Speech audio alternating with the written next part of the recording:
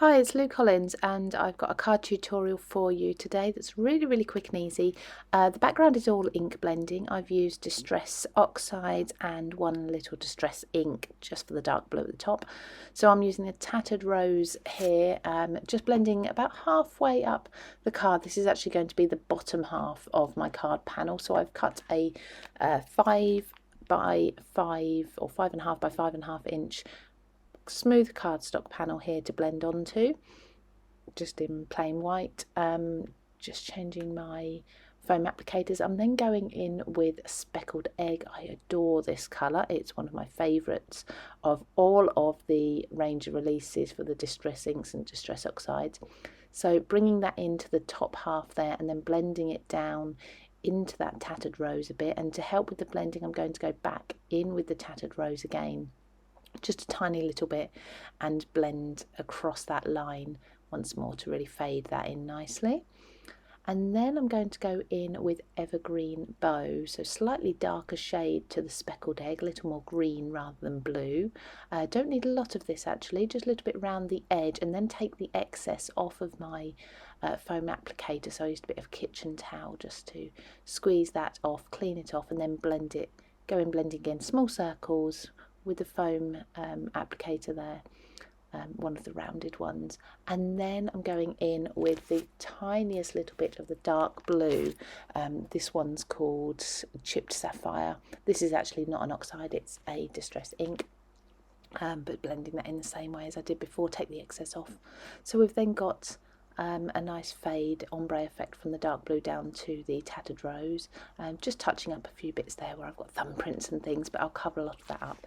Now just sprinkling some water here, and that will absorb some of that ink up. A bit of kitchen towel over the top will soak up the excess colour once that's settled for a moment, so just lift that colour up, and then we've got some nice water splodges in the background.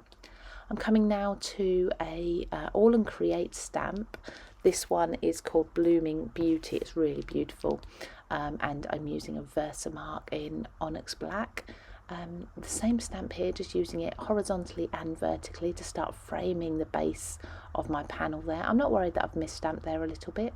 I'll cover that over in a minute, as you'll see.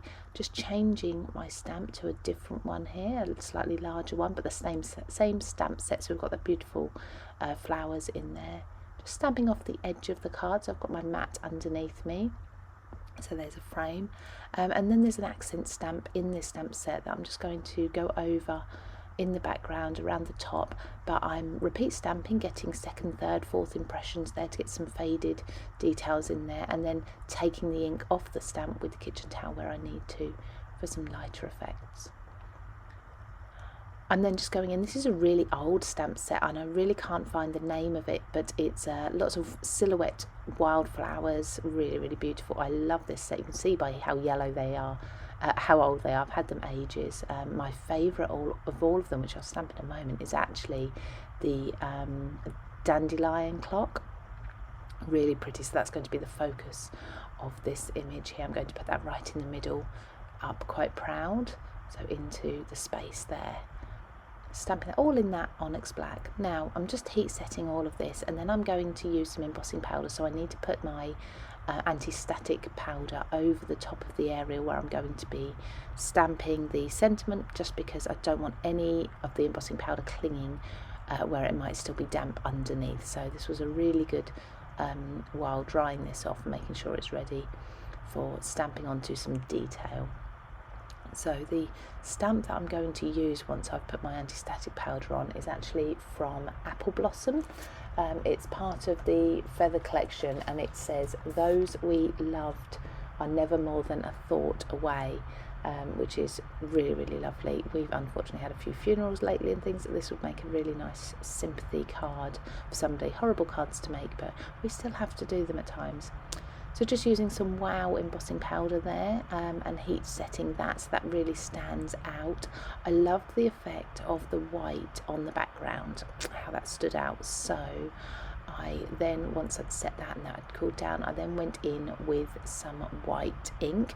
This is Dr. P.H. Martin's white ink. It's really opaque, It's a little bit too thick to be splattering as it is out of the jar, so I bought in my resistant mat, put a little bit on there, spritzed some water just to loosen that up a little bit, water it down, and then I flicked some little bits around. Now whether you want to say these are stars or little fireflies or whatever you want, but either way they're really, really pretty. Just mopping up a bit of excess there. I think I touched the brush on the page there.